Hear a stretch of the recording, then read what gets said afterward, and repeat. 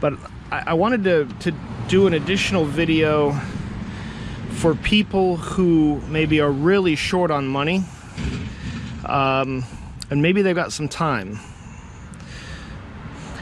In this starter situation where it would click but it wouldn't crank,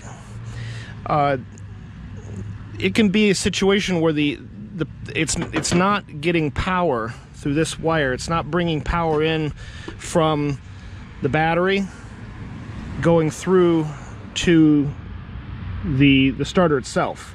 The solenoid comes together and bridges the power from your main battery connection to the starter, and it also pulls the gear out. The problem isn't that it's not pulling the gear out, it is. The problem is that the contacts inside are corroded and not allowing power to pass.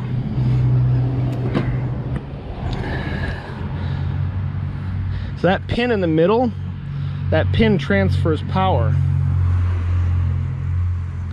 And this pin had a whole bunch of corrosion on it, and it was just, I had to chip it away. But I'm gonna go one step further. I'm gonna use a Dremel, and I'm gonna clean that to where it's shiny. And then the other part is here. I didn't clean this yet, but you can still see there's some buildup on the center. I can feel it. And that buildup is preventing a solid power flow connection. So when I'm done with this is gonna be clean, like brand new clean, and this pin inside is gonna be brand new clean. And that is actually the problem with this starter. It's not the starter itself. So I just wanted to share that with you guys. It's an old school kind of mechanics thing. I'm not a mechanic, but I've talked to mechanics. I had crappy cars 30 years ago when I was in high school, so I talked to a lot of mechanics about stuff, and that's one of the things that they were telling me. So anyway, I'm gonna go ahead and clean it. I'll show you what it looks like when it's done. Also, I'm gonna use this is basically a Dremel. If you have a Dremel's fine. That would be the preferred tool anyway. But this is like a rotary tool that I've attached a Dremel bit to, a cup brush, and I'm going to use that to go inside. All right, so I got all clean. None of that crusty residue in the center is left. It's all nice and shiny and clean.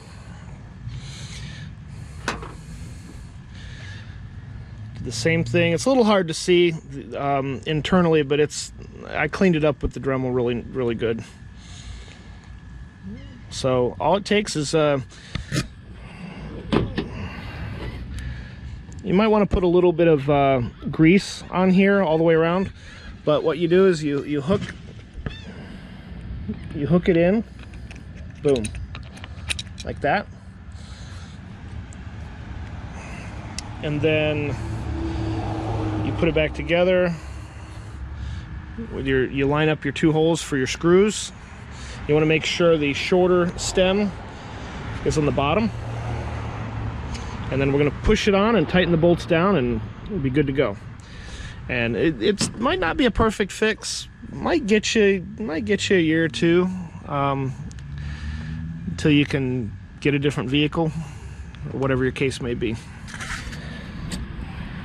All right, so there we go. We got it back together. Tighten that nut down on there, and tighten these two screws back up. All right, I wanted to do a little quick video of what it looks like inside where the starter mounts before I put the starter back in.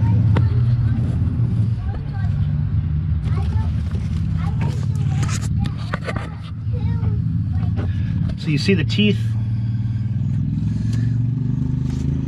The teeth, that's your flywheel. That's where the gears from the starter will engage, and that's they look I don't know, fairly clean. There's a little angle on them, and that could be from the starter engaging all these years, but the angle's pretty consistent on all of them, so that may be the way it was designed. I've seen some flywheels that are torn up pretty bad, but that flywheel looks good to me.